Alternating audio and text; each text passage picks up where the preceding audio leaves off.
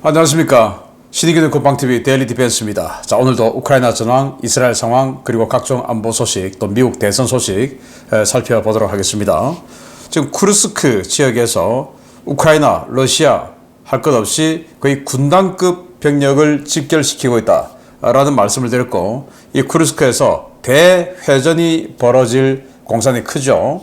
그런데 그 쿠르스크 지역의 배후에 있는 러시아의 전략 탄약창이 우크라이나군의 공습으로 완전히 그냥 불바다가 되어버렸습니다.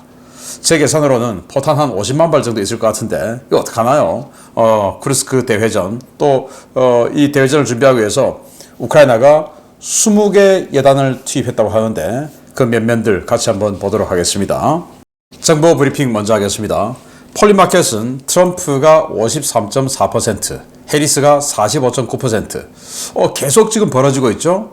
그리고 이렇게 벌어지고 있는 데는 100년 만에 최악의 허리케인인 밀턴 이 영향도 있는데 이것이 옥토버 서프라이즈화 되어 가고 있는 것 같다라는 평가가 나왔어요. 그래서 TV 토론한 직후에는 해리스가 단박에 역전해서 3%포인트 차로 앞섰는데 그게 점점 좁아져서 크로스가 됐죠. 그리고는 그 벌어지는 폭이 트럼프의 역전 폭이 점점 커지고 있습니다. 이건 뭐 곧 이러다가 10%포인트 이상 차이가 나지 않을까라고 생각을 하는데 일론 머스크가 그랬죠. 아니 뭐 언론사에서 하는 여론조사 그 믿을 거 못 된다. 돈이 거짓말 하지 않는다. 자기가 돈을 투자하는데 이게 뭐 거짓말이겠냐라는 건데 맞는 것 같아요. 그런데 허리케인은 또 무슨 말이냐. 지금 이 플로리다 지역에 아주 강력한 허리케인이 몰려오고 있는데 이 허리케인을 맞아야 되는 플로리다 주지사 드샌티스죠. 당연히 공화당이고 그러다 보니까 우리 일단 좀 이 지성인으로서는 들으면 말도 안 되는 소리인데 그래서 이런 선동이 좀 먹혀요. 그런 것 같아요. 허리케인이 이렇게 몰려오고 있는데 이 허리케인에 대비한 그 지원을 민주당 정부가 자기네들 지역구만 한다. 우리처럼 공화당 지역구에는 하지 않는다. 그래서 이번 허리케인으로 피해를 입으면 그 전부 민주당 정부 책임이다. 이렇게 이야기하는데 허리케인 올만한데 전부 다 지금 빨간색이죠. 그러니까 이런 게 통한다라는 건데 자, 우리 한국도 보면 이 우파들은 거짓말을 잘 못해요. 그런데 좌파들은 거짓말 어마어마하게 하지 않습니까? 누가 봐도 와 저런 것도 통하냐 저런 거짓말 어떻게 하냐 라는 생각이 들 정도인데 그래도 합니다. 그런데 그게 또 먹혀요. 그래서 한국 우파들도 정권을 잡기 위해서 때로는 이렇게 선동하는 것에 대해서 부끄럽게 생각하지 말기를 기대해보는 것은 어떨까라고 생각이 되네요. CBS는 해리스가 이란 핵무장에 대한 대응에 대한 답변 회피했다. 해리스는 가정적인 상황에 대해 이야기하지 않을 것이다 라고 회피했다고 하는데 자, CBS에서 인터뷰를 했어요. 이란이 핵무기를 개발하고 있다는 확실한 증거가 있다면 군사적 조치를 취할 것인가? 아니 이란이 핵무기를 개발하고 있다는 확실한 증거가 있다면 군사적 조치를 취할 것인가? 아니 미국의 차기 지도자가 될 사람에게 물어볼 법한 당연히 또 물어봐야 될 그 질문이죠. 그러니까 즉 할 말이 좀 궁색하니까 지금은 그런 가정적인 것에 대해 이야기하지 않겠다. 아니 이건 무책임한 거죠. 미국 대통령이 되려고 하면은 그런 이 핵의 전이, 핵의 확산 이런 것에 대해서 확고한 신념이 있어야 되죠. 뭐 이란은 믿는다라든지 이란은 절대 그렇지 않을 것이라고 본다라고 하든지 아니면 가만두지 않겠다라고 하든지 해야 되는데 말하지 않겠다. 좀 무책임한 것 같습니다. DNI는 완전히 지금 이제 해리스 지키기에 나섰어요. 미국 유권자들의 영향을 미치려는 외부 개입 시도는 러시아, 중국, 이란이 주도하고 있는데 이건 트럼프 당선이 목적이다. 이 나라들은 해리스가 대통령이 될 것을 바라지 않는다 이 말이죠. 그런데 중국 같은 경우는 트럼프가 대통령 되면 큰일 나는 거죠. 우리가 트럼프 1기 때 봤듯이 정말 뭐 큰일 나는 거 아니겠습니까? 또 이란도 마찬가지예요. 러시아는 지금 이 우크라이나 전쟁 스탑시켜버린다라고 하니까 러시아는 좋을지 몰라도 중국과 이란 아닌 것 같은데 그런데 DNI가 이런 발표를 했습니다. 그리고 FBI는 대선 당일 오클라호마에서 기관총 테러를 준비한 아프가니스탄 이주민 나시르 타우헤디를 를 체포했는데 이 사람은 특별 이민 비자를 받고 미국 들어온 사람이다 라는 건데, 바이든 대통령이 아프간에서 철군을 지시했죠. 이때 미국에게 그동안 협조했던 협조자들, 뭐 정보원들, 이런 사람들 탈출할 수 있도록 특별 이민 비자를 줬지 않습니까? 그런 사람인데 대선 당일날 기관총을 가지고 그냥 난사 테러를 하려고 했었다라고 폭스뉴스가 보도를 했는데, 다른 메인 언론들은 보도를 하지 않았어요. 아니면 작게 하든지 여기만 이렇게 제대로 다뤘는데, 왜냐, 다른 데서는 이것이 바이든 정부의 실책으로 파생된 영향이기 때문에 불리하다 이거죠. 그래서 안 했는데 폭스뉴스만 보도를 했습니다. 밥 우드워드 전 워싱턴 포스트 편집장 출신인데요. 해리스는 우크라이나 전쟁 발발 전에 젤렌스키에게 사후 권력 승계 계획 수립하라 라고 요구했다 라고 밝혔는데, 저서에서 밝혔어요. 전쟁, 워라고 하는 저서에서 밝혔는데, 키우 인디펜던트가 보도를 했습니다. 러시아의 침공이 시작되기 전에 해리스는 젤렌스키에게 사망하거나 포로로 잡힐 경우에 대비해 권력 승계에 대한 계획을 수립하라고 요구했다. 그러니까 이 책을 보면 전쟁이 22년 2월 24일 날 일어났는데, 그 5일 전에 뮌헨 안보회의에서 만나서 해리스가 자, 침공할 것 같은데, 그러니까 당신이 죽거나 포로로 잡히면 우크라이나 권력 공백 생기니까 사후 권력 준비를 좀 해라 라고 했다라는 거예요. 그러니까 이제 젤렌스키는 자, 이 대화는 러시아 침공 닷새 전에 열린 뮌헨 안보회의에서 있었다. 젤렌스키 대통령은 임박한 침공을 막기 위해 러시아에 강한 추가 제재를 요구했지만 해리스는 이를 거부했고, 젤렌스키는 해리스가 말한 유사시 권력 승계 요구를 계속 무시했다. 그래서 아니, 그렇게 지금 침공할 거 알면 러시아에 대한 제재를 더 강하게 해달라. 그러면 침공 못할 거 아니냐라고 하니까 그건 못 해주겠다고 거부했답니다.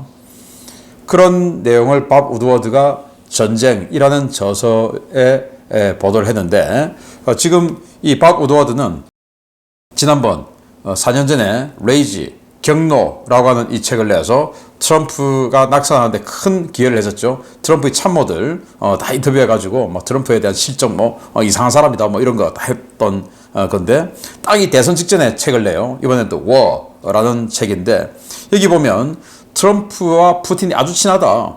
7번이나 지금 최근까지도 전화통화를 했었다. 이런 내용까지 들어있어서 이번에는 역시 또 트럼프를 떨어뜨리기 위해서 노력하는데, 아까 그 내용은 해리스에게 좀 불리한 내용이긴 했습니다. 악시오스는 바이든, 네타냐후가 수요일 대이란 보복 수위 논의 위해서 통화를 한다라는 건데, 미국 관료들은 상한선을 둘 것이다. 그러니까 핵 정도는 안 되고 어떻게 안 되고 이렇게 제안을 할 것이다 라고 예상을 했고요. 이스라엘 군은 레바논 전선 상황이 안정적이다. 그래서 일부 북부 지역 주민들이 귀환하는 것을 허용하는 것을 검토하고 있다. 지금 북부 지역에 레바논과의 접경 지역 쪽에 거주하고 있는 주민들이 피난을 남쪽으로 많이 내려와 있죠. 그런데 레바논 지금 헤즈볼라 지리멸렬해서 다 지금 쫓겨 들어가고 있으니까, 자, 이제는 자기 집의 일부는 좀 돌아가도 되겠다라는 것을 허용할까 검토하고 있다라는 거예요. 이스라엘군은 시리아의 수도 다마스쿠스의 아파트를 초정밀 공습했는데, 이 아파트에 이란 혁명수비대 고위 간부 7명이 죽었고, 그리고 15명이 부상했다라고 밝혔어요. 자, 이 아파트입니다. 이 아파트 한 개 층을 초정밀 타격을 했는데, 자, 여기가 이란 대사관 근처라고 합니다. 그래서 이스라엘군은 이 죽은 사람들이 이란 대사관, 혁명수비대 고위 간부들 등이다 라고 주장을 했고, 이 시리아는 아니 왜 민간인 폭격하냐, 어린이들이 많이 죽었다 라고 지금 항의를 하고 있는 상황입니다. 헤즈볼라가 내분 양상을 보이고 있어요. 헤즈볼라 작전실 명의로 성명을 발표했는데, 가자지구 사태 종식 때까지 강력한 투쟁을 계속하겠다라고 발표를 했는데, 자, 이게 보도가 나온 내용이에요. 어제 제가 시큐리티 뉴스를 통해서 오후에 보도해 드렸던 것처럼 헤즈볼라의 넘버 3였죠. 넘버 2가 지금 죽었고, 자기가 지금 사무부총장인데 자기가 이제 또 총장이 될 것 같으니까 그럼 또 죽지 않습니까? 그래서 나는 이제 헤즈볼라 그만둘래 하고 사표를 냈던 사람인데, 그 사람이 무조건 휴전하자. 자기 죽을 것 같으니까 이제 그렇게 했는데, 실제 이 하부 조직에서는 안 된다. 우린 끝까지 한다. 가자 지구의 평화가 올 때까지 우린 한다. 라고 이렇게 하면서 RA로 지금 분열되는 양상을 헤즈볼라가 보이고 있다라는 겁니다. 자, 그러면서 이 헤즈볼라 작전실은 하이파의 로켓 100발, 하이파가 이스라엘 북부 지역에 있는 이스라엘 최대 항구죠. 항구 도시. 여기에 로켓 100발을 집중 포기했는데 이스라엘군은 모두 요격했답니다. 지금 방공 전투하고 있는 모습이죠. 이번에는 100발 전부 다 막아냈다라는 건데 연동 대단합니다. 자, 우크라이나 상황 보면요. 병력은 1150명의 러시아군은 사상시켰다라고 발표했고 전차 4대, 장갑차 11대 격파, 차량 55대 격파, 특수장비 12대 격파, 야포 19문 격파. 오늘은 병력도 평소보다 한 10% 이상 작고 또 이 장비들도 꽤 적죠. 그런 상황입니다. 무인항공기는 31대 격추 등의 전과가 있고요. 전투는 많이 있었네요. 172건의 전투가 있었고 적 점령군에 큰 손실을 입혔다라고 발표를 했고 우크라이나는 쿠르스크 주둔 병력 20개 여단을 돌파했습니다. 대병력이 집결하고 있는데 자, 그 20개 여단의 면면이에요. 쿠르스크 서부가 있고 동부가 있죠. 각각 전차 여단 하나씩 그리고 기계화 여단 3개 여기는 기계화 여단 여기도 4개네요. 자, 이런 식으로 하고 이제 영토 방위 여단, 공중 강습 여단 뭐 이런 식으로 해서 20개의 여단을 여기다가 배치를 했다. 그러면은 적게 봐서 6만 명, 많게 보면 8만 명 정도를 완편시켜서 집어넣었다라는 건데 엄청납니다. 이 좁은 지역에. 그래서 지금 러시아가 뭐 2개 군단 어쩌고 하는데 그런 거 와봐야 병력 면에서 또 장비 면에서 기계화 여단은 이렇게 많으니까 여러 면에서 우크라이나가 더 우위에 있지 않을까라는 생각이 버뜩 드네요. 자, 그런 상황에서 오늘 메인 뉴스처럼 러시아가 그런 이 후속 군수 지원의 데미지를 입는다면 쿠르스크 대회전에서 우크라이나가 승리할 가능성이 아주 높죠. 자, 러시아는 자포리자의 카미안스케를 점령했다라고 주장했고 우크라이나는 무슨 소리냐 우리가 모두 격퇴했다라고 주장하면서 우크라이나가 이 동영상을 냈어요. 자, 이들 카미안스케 들어올 때 지금 이 동영상처럼 뭐 찔끔찔끔 한두 명, 뭐 보병 몇 명 들어오고 하는 거 우리가 지금 다 깨고 있는데 무슨 점령이냐 하고 이 동영상을 공개를 했는데 보병 한두 명 움직이는 거 그리고 뭐 이런 것들 하나하나 드론으로 격퇴시키고 있는 모습들을 동영상으로 공개하면서 이게 무슨 점령이냐 라고 반박을 했습니다. 페오도시아 유류 저장시설, 크림반도에 있는 유류 저장시설이죠. 타격을 당했던 바로 거기인데 사흘째 불타고 있습니다. 진화가 불가능하다고 합니다. 자, 이게 정말 뭐 위성 사진에서도 우주까지 지금 시커먼 연기가 올라올 태세네요.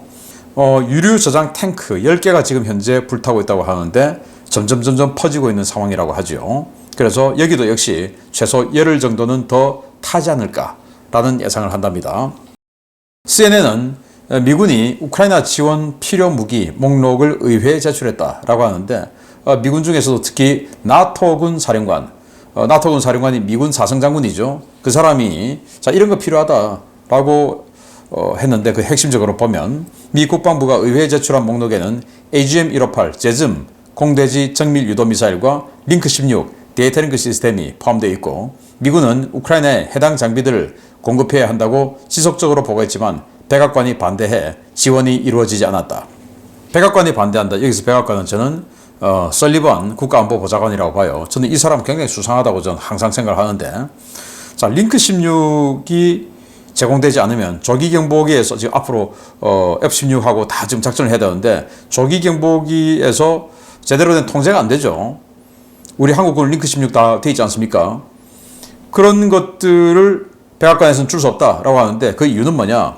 혹시 그게 그 링크 16 데이터 링크 시스템이 러시아에 노획되면 그러면 나토 그리고 지금 동맹국 우리 한국도 포함해서 모두 지금 다 바꿔야 되는데 너무 위험하다라고 했다라는 건데 어떻게 보면 맞고 지금 우크라이나 전쟁 측면에서만 보면 그래도 줘야 될 것 같고 뭐 이런 생각이 드네요. 그런데 나토 사령관은 줘야 된다 이렇게 이야기하고 있고 자, 류테 신 나토 사무총장이죠. 우크라이나가 올해 가장 힘든 겨울을 나게 될 것이다 라는 경고를 했는데 지금 러시아가 계속 에너지 관련 시설을 때리고 있답니다. 그래서 겨울을 또 혹독하게 날 것 같다라는 거고, 우크라이나 총리는 러시아가 마리우폴에서만 곡물 18만 톤을 훔쳤다라고 비난을 했고요. 영국 국방부는 러시아가 클로로피크린을 사용했다. 화학무기죠. 그것도 질식할 수 있는 살상용 화학무기를 사용했다.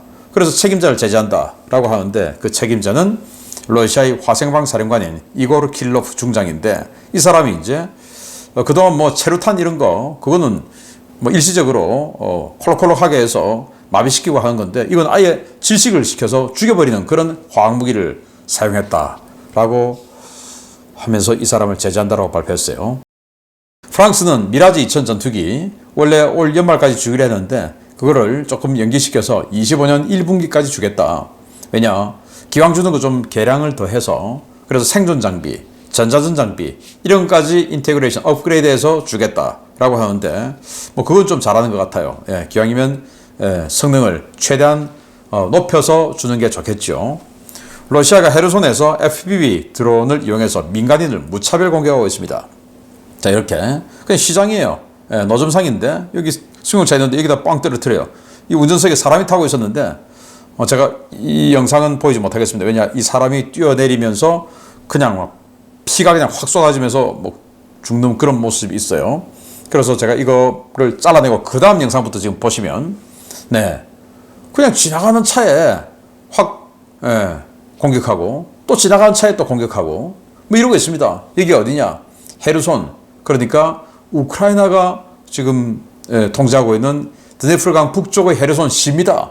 여기 있는 민간인 차량, 민간인 집 등을 향해서 저렇게 그냥 계속 공격을 하고 있어요. 밑도 끝도 없이. 이게 뭐 하는 짓입니까? 정말 러시아 군인들은 명예심이 없는가 봅니다. 명예심이 없으니까 이런 거죠. 네, 안타깝습니다. 자, 주요 소식 보겠습니다. 우크라이나 장거리 자폭 드론이 또 한 건 했습니다. 우크라이나 군사정보국이 장거리 자폭 드론 여러 대를 동원해 러시아 브란스크주에 있는 러시아 미사일 포병 천국 직할 전략 탄약창 타격 작전을 성공시켰다는 소식입니다. 러시아군의 방공 시스템은 이번에도 작동하지 않았습니다. 우크라이나가 현지 시각 10월 9일 새벽 러시아 브란스크주 카라체프에 있는 미사일 포병 천국 제67 탄약창을 드론으로 공습했으며, 이 공습으로 탄약창에서 연수의 유폭이 식별되고 있다고 현지 오신트 소식통들이 리포트했습니다. 브란스크 현지 시각으로 새벽 4시가 조금 넘는 시간에 전격적으로 실시된 이번 공습은 우크라이나 수미주 국경에서 직선거리로 115km 떨어진 브란스크주 카라체프 소재 제67 탄약창에서 일어났습니다. 현지 소식통들은 탄약창 쪽에서 큰 폭발음이 났고 그 전까지는 공습 경보나 대공포 발사 소리가 들리지 않았다라며 이번 공격이 러시아군이 인지하지 못한 기습 공격이었다고 전하고 있습니다. 인구 2만 2천 명의 소도시 카라체프시 외곽에서 불과 500m 떨어진 제67 탄약창은 지난 9월 파괴된 제107 탄약창, 제23 탄약창과 유사한 규모의 전략 탄약창인데요. 제2차 세계대전 당시 독일군이 건설한 탄약창 시설들을 큰 보수 없이 거의 그대로 사용하는 곳입니다. 도로와 철도 등이 연결된 이 탄약창은 90개의 보관 건물과 개활지 야적장에 152mm 탄약을 보관하는데요. 먼저 파괴된 제107 탄약창이나 제23 탄약창과 달리 강화 콘크리트 등 보호 설비가 전혀 되어 있지 않아 외부 공격에 취약하다는 지적을 받아왔습니다. 이 탄약창은 길이 3km, 폭 1.3km에 달하는 엄청난 크기의 부지에 최소 22,000톤 이상의 포병용 탄약을 저장하고 있는 것으로 알려져 있는데요. 공격 당시 적지 않은 양의 탄약이 야적장에 아무 보호 대책 없이 쌓아져 있었던 것으로 전해졌습니다. 카라체프 시내에서는 최초 폭발 이후 몇 시간 동안 유폭이 식별되고 있다는 보고가 이어지고 있습니다. 현지 소식통들은 탄약고와 탄약고 사이의 거리가 어느 정도 확보돼 이전 탄약고에서처럼 대규모 폭발은 없었지만 불이 계속해서 주변으로 옮겨 붙으면서 화재 현장 접근과 진화에 어려움을 겪고 있다고 전했습니다. 이번 탄약창 피습으로 러시아는 한 달 사이에 107 탄약창과 23 탄약창, 719 포병 탄약기지에 이어 네 번째 전략 탄약창이 터지는 피해를 입게 됐는데요. 이번 사건으로 가뜩이나 악화된 러시아군 포탄 부족 상황이 더 더 심화될 것이라는 기대가 커지고 있습니다. 네, 지금 동영상 한번 보시겠는데요. 자, 소리까지 들어보시면 네, 무슨 뭐 콩 볶는 소리처럼 계속 유폭이 일어나고 있죠. 네, 자, 이런 식으로 폭발도 크게 지금 일어나고 있고, 네, 이런 식으로 막 계속 유폭이 일어나고 있는 겁니다. 자, 여기는 쿠르스크에서 바로 뒤에 있는 브란스크주의 쿠르스크하고 경계선 지점쯤이죠. 여기 있는 단약창인데 여기를 때려버렸어요. 자, 여기는 이 형상입니다. 여기가 인근에 있는 마을이고요. 22,000명 살고 있는 마을이고, 여기가 바로 단약창입니다. 2차 대전 때 독일군이 지은 단약창이라고 합니다. 요걸 이제 확대해서 보면 이렇게 생겼어요. 뭐 지하시설 뭐 이런 것도 아니고, 그냥 또 아주 강화된 콘크리트로 지은 것도 아니고, 그냥 뭐 허접한 지붕으로 되어 있는 뭐 이런 단약창이라고 합니다.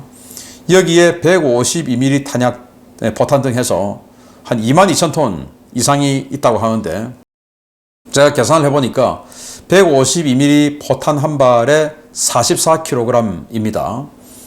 그러면 22,000톤으로 나눠보면 50만 발. 러시아가 몇 달을 사용해야 되는 그런 탄약인데요. 그걸 지금 날려 먹어버린 겁니다. 그런데 한 번에 다 날아간 건 아니고 좀 띄엄띄엄 있기 때문에 지금 계속 이제 연이어서 불이 옮겨 붙으면서 터지고 있는 중이죠. 그런데 여기 들어가려고 하면은 정말 목숨 걸고 들어가야 되지 않겠습니까? 152mm 탄약들이 한 50만 발 있는데 여기를 소방차들이 어떻게 들어가겠습니까? 또 헬기가 들어가서 해야 되는데, 자, 좀 힘든 상황이죠. 그럼 이제 상당 부분 날려 먹겠죠. 그래서 9월 이후에 107 탄약창, 23 탄약창, 이때는 뭐 여기는 뭐 미사일도 있고 다 있는 거예요. 그리고 여기 이제 포병 무기 위주로 67 탄약창, 또 여기 아조프의 바로 건너편에 있는 729 포병 탄약창, 이렇게 해서 4개의 전략급 탄약창을 날려 먹어 버렸는데, 특히나 이 67 탄약창은 쿠르스크 바로 옆에 있죠. 쿠르스크 대회전이 지금 벌어질 직전에 있고, 그러면서 화력이 관건이다 라고 했는데, 그 화력을 뒷받침해 줄 포탄들, 후속 군수지원 들어갈 포탄들이 이렇게 최소 수십만 발 날려 먹어버렸으니 쿠르스크 대회전에서 러시아가 크게 불리한 상황에서 시작을 하게 됐다라는 아주 긍정적인 소식을 전해드리면서 마치겠습니다. 감사합니다.